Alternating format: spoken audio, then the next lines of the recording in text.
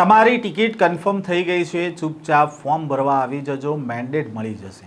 હાલ કોંગ્રેસને ચૂંટણી સમયે કોંગ્રેસના નેતાઓનો ડર લાગી રહ્યો છે અને કોંગ્રેસની કાંઠે આવેલી નાવડી ડૂબાડી દેશે તેવી બીક લાગી રહી છે। કોંગ્રેસથી નારાજ ચાલી રહેલા નેતાઓને અંધારામાં રાખવા કોંગ્રેસે કેવો ખેલ કર્યો છે તેની વાત કરીશું આ વિડીયોમાં। વૈષ્ણવજન તો તેને કહીએ જે પીડ પરાઈ જાનાને રે। નમસ્કાર, નવજીવન ન્યૂઝમાં આપનું સ્વાગત છે। હું છું જયંત દાફડા।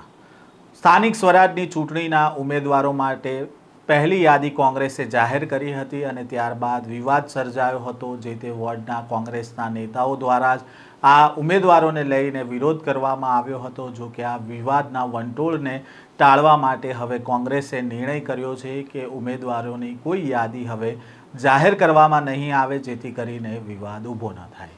ઉમેદવારોને ફોનથી જ ઉમેદવારી પત્રક ભરવાની સૂચના આપવામાં આવી રહી છે અને હવે ઉમેદવારી ભરવાના છેલ્લા દિવસે શનિવારે કોંગ્રેસ માત્ર પ્રસિદ્ધિ માટે યાદી છે તે ઔપચારિક જાહેરાત કરશે તેવું સૂત્રો તરફથી જાણવા મળી રહ્યું છે।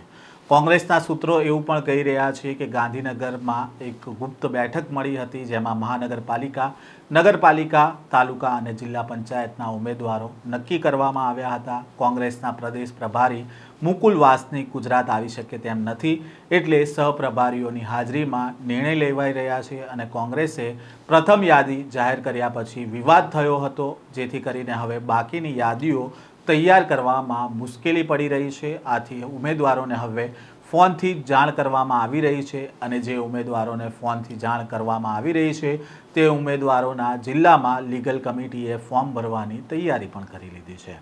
અમદાવાદમાં પણ શહેર સમિતિમાં ઉમેદવારો તેમના સર્ટિફિકેટ લઈને આવી રહ્યા છે। તેવામાં ઉલ્લેખનીય વાત એ છે કે અમદાવાદમાં ગત ટર્મના કેટલાક કોર્પોરેટરો જે તે સમયે વિરોધ પક્ષના પદને લઈને નારાજ થયા હતા। એએમસીમાં વિરોધ પક્ષના નેતા માટે અઢી વર્ષનો વાયદો કોંગ્રેસના નેતાઓને આપ્યો હતો, જેમાં પહેલા 2.5 વર્ષ તરીકે શહેજાદ ખાન પઠાણ હતા અને તેમનો સમયગાળો પૂરો થતાં જ વિરોધીઓ જૂથ મેદાનમાં આવ્યા હતા અને પછી વિપક્ષ પદ માટે દિલ્હી સુધી આ કોર્પોરેટરોએ ધક્કા પણ ખાધા હતા। પરંતુ લોકસભાની ચૂંટણી નજીક હોવાથી જે તે સમયે તેમને કોળીએ ગોળ ચોંટાડી દેવામાં આવ્યો હતો। જો કે આ વખતે વિરોધી જૂથની ટિકિટ કાપવા માટે કોંગ્રેસના જ કેટલાક નેતાઓ મેદાને છે। થોડા દિવસ પહેલાં કોંગ્રેસમાંથી ઇકબાલ શેખે અંદાજ આવી ગયો હતો કે તેમની ટિકિટ કપાશે, એટલે તેમણે કોંગ્રેસને અલવિદા કહી દીધું હતું અને એઆઈએમઆઈએમમાં જોડાઈ ગયા હતા અને દરિયાપુરમાંથી ટિકિટ કન્ફર્મ કરીને તેઓ આવ્યા હોવાની પણ અત્યારે ચર્ચા છે। જો કે ગત વર્ષે આવા 16 કોર્પોરેટર હતા જે વિરોધીઓ જૂથના હતા, તેમાંના માત્ર 2 કોર્પોરેટરોને જ આ વખતે ટિકિટ મળી છે, જેમાં નીરવ બક્ષી અને રાજશ્રી કેસરીનો સમાવેશ થાય છે। આ વખતે વિરોધી જૂથના ગત વર્ષના કોર્પોરેટરોને ટિકિટ મળશે કે કેમ તેને લઈને અત્યારે સવાલ ઉઠી રહ્યા છે। તો બીજી બાજુ ટિકિટ માટે આ નેતાઓ પક્ષ પલટો કરવા માટે પણ કેટલાક નેતા અત્યારે તૈયાર હોવાનું પણ સૂત્રો તરફથી જાણવા મળી રહ્યું છે અને તેમણે માત્ર ઉમેદવારોની યાદી જાહેર થાય અને તેમાં તેમનું નામ ના હોય તેની રાહ જોઈને જ બેઠા છે। જો કે વિરોધીઓને ડામવા માટે હવે કોંગ્રેસે પ્લાન બનાવ્યો છે કે વિરોધીઓને અંધારામાં રાખવામાં આવે અને ફોન પર જ ટિકિટ કન્ફર્મ હોવાનો મેસેજ આપી દેવામાં આવે, જેથી કરીને આવતીકાલે ફોર્મ ભરવાનો છેલ્લો દિવસ છે ત્યારે આ ઉમેદવારો ચૂપચાપ સીધા ફોર્મ ભરવા માટે પહોંચી જાય અને વિરોધીઓને આ બાબતની કોઈ જાણ ના થાય।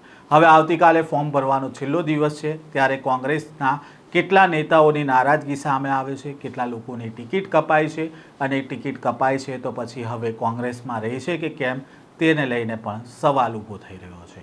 આ પ્રકારના સમાચાર અહેવાલ સાથે ફરી મળીશું। નવજીવન ન્યૂઝ સાથે જોડાયેલા રહેજો।